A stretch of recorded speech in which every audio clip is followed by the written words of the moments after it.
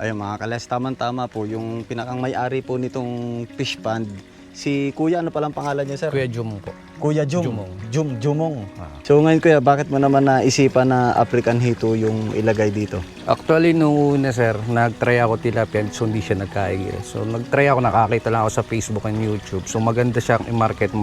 Sabihin nating masa siya, madali siyang i-market, residentially lang. Pwede na, kikita ka na. Ano mga pakain ng... Through research kasi, more makikita nyo lang kasi sa iba, more on feed sila.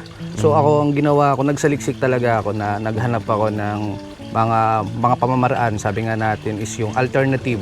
Kung medyo matakaw sila sa feeds or mataas ang konsumo, naghanap ako, ano ba yung mas kailangan ng hito, like kailangan nila mga protein. So ni-research ko, so much better is yung alternative na hasang na pagkain or yung mga... Para walang tapon.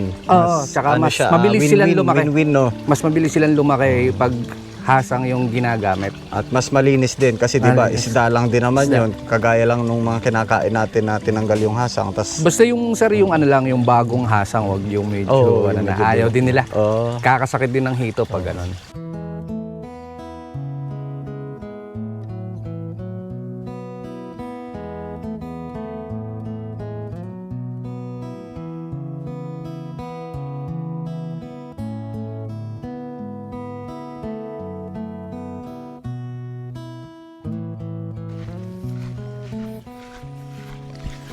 yan, dito na tayo mga kalas sa ating paglulutuan. Ari na po yung hito. May dala na rin pa ako ditong uling.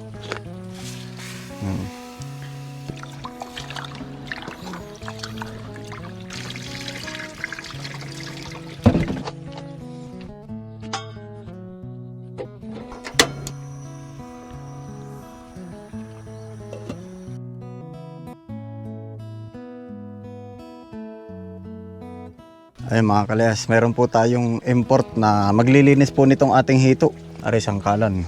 Ari po ay kasamahan ni Kuya ka-best friend po dito sa paghahalaman. Ayan, at sila po ay dito ko na pakakainin ng hapunan. Pero pinakang merienda na po yun. Minsan ay kayo naawa sa anong oras, mga alas 3. Ganun. Saan ka ba mas maalwan? Ikaw, dun. Di yan ah. Hindi na po maglilinis si Impot, gawa ng kiwada po siya din sa loob. Tsaka malaki nga naman ari mga kalayas ay kaya mas maalwan po din ni maglinis. Sanay na sanay yan. Bah, ano yung tinatanggal na yun? Ito yung malansa, yung tutuli. Yung pala ay hinihiwaan muna sa gilid para makuha yung parang tutuli. Hindi ko alam yan, paglilinis ng ganyan. Makakayanan din naman, di tatanggalin ko yung lahat ng laman ng mga nandyan. Tanggal ko talaga lahat ng nasa yan. Iba yung mga maliliit lang ay kapag hinigit yung bituka, dala lahat. Di kaya na nilalagyan ng abo para mawala yung dulas. Hindi na. At pagkalinis, lalamasin na lang po natin sa suka at saka sa asin. Ayan, ang dulas. Ayun mga kalas, ang ginawa po ay pinutol-putol na. Ari na po yun. Ngayon lalagyan po ng suka at saka asin para hindi po madulas. Gano'ng karaming asin? Dito ko na ilagay. Tingnan mo ha, gano'ng karami. Ari, Ito. isa pa. Is na yan. Tapos lagyan natin ng suka. Ari panlinis lang mga kalas para hindi ho dumulas. Gawa ng sobrang dulas ho. Okay na yan.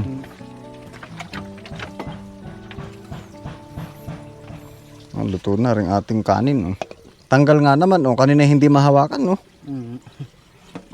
Tanggal agad ang dulas. Tanggal na po. Kanina po hindi mahawakan. Kaya nga.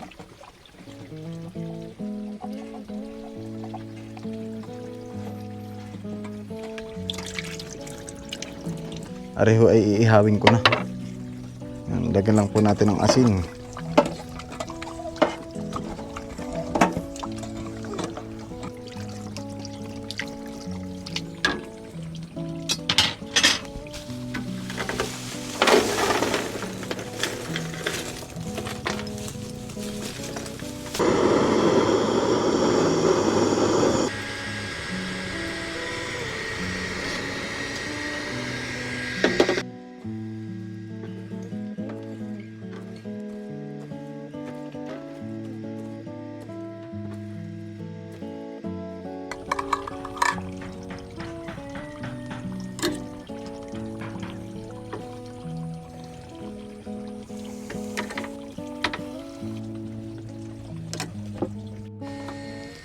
Nain na po si Kuya Philip. Ayan, ano ba yung ilalagay na menu? Tanglad.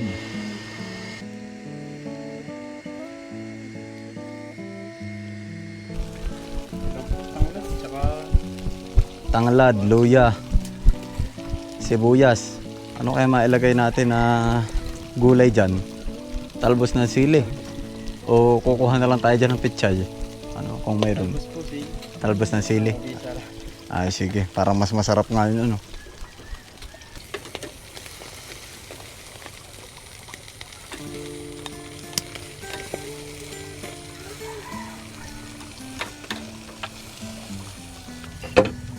Dahon ng sili.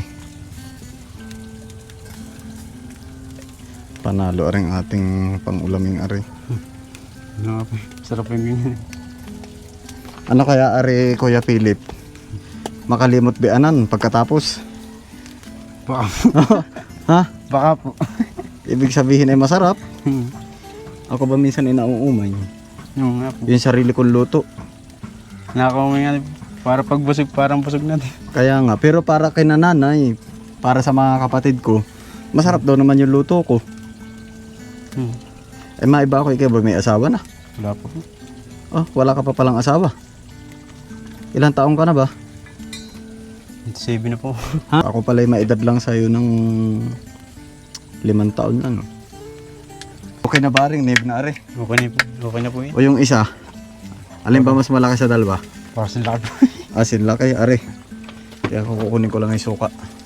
Yung ipang sasabaw, ari na rin. Ay, ito may gagawa pa ng palapot. Hindi na po.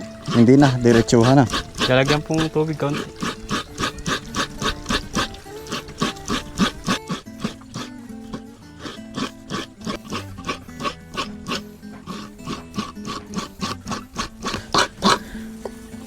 Yun, okay na po, ari.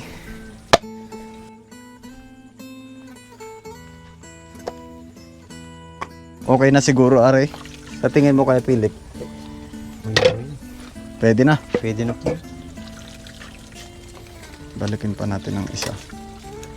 Ah, tinan yung mga kalayas. Oh, malaki-laki, ari. Aba.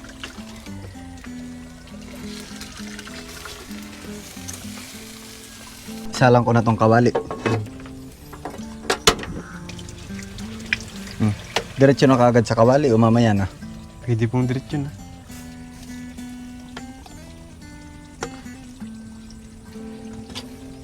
Lalagyan po natin ng mantika. Yun. Ari na mga kalayas yung mga panlahok. Oh. Ah, lahok pa lang ngayon. Panalo na. Sasabay-sabayin mo na. Uunahin mo yung sarili mo. Sabihin naman na nasa Facebook. Ano ba inuuna mo? Sibuyas o mantika? Ay, sarili mo ang unahin mo dapat. Sari-sari sa Facebook. Dating alam mo. Yung pala may luyan dilaw. Paminta. Pala. Yan na po. Lalagay na po. Lalagay na po. Ilalagay na. Ah, sige.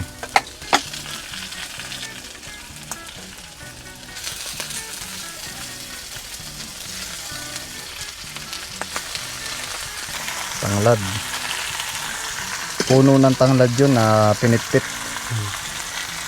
Tapos lalagyan na ng gata. Paminta.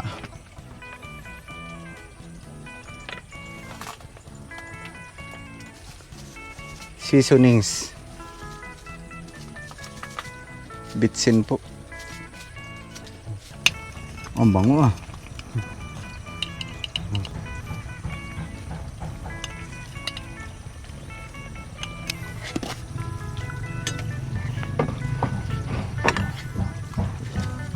Oh, may chocolate pa pala dito. Tira ko nung minsan.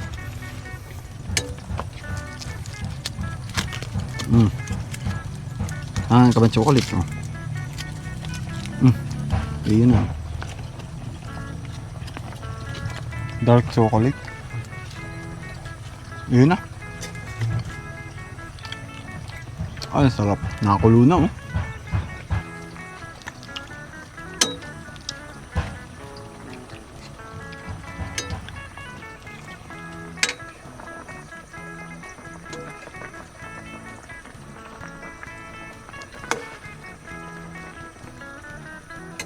Lalagay na po yung sili. Kalbo sili.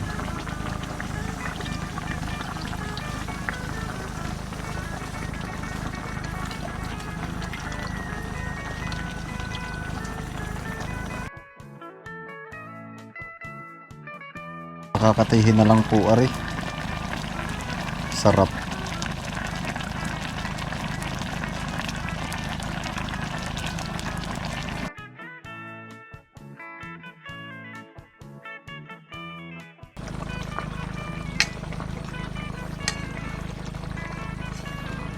Yan, okay na po ari mga kalayas. Sila po yung nagbibihis lang, yung mga nagtatrabaho po dito.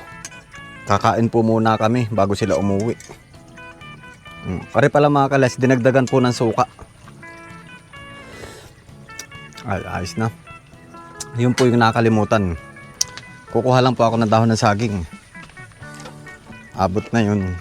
Pagkabihis po nila ay papunta na sila din.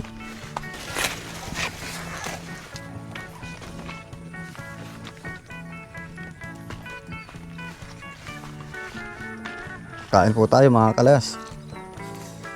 Malgam-gam din na. Ano nga kaya Kuya Tantoy? Panalo? Walang kalaban, ayan. Sabihin nyo kay Ison. Patak din yung ulo, paul. Tama na, Galing. Dampot. Kanin. Sarap. Napasipot ako. Input oh, aba. Daming kanin. Masarap mga minsan pininyahan. Pwede rin yung ganun ano. Pininyahan.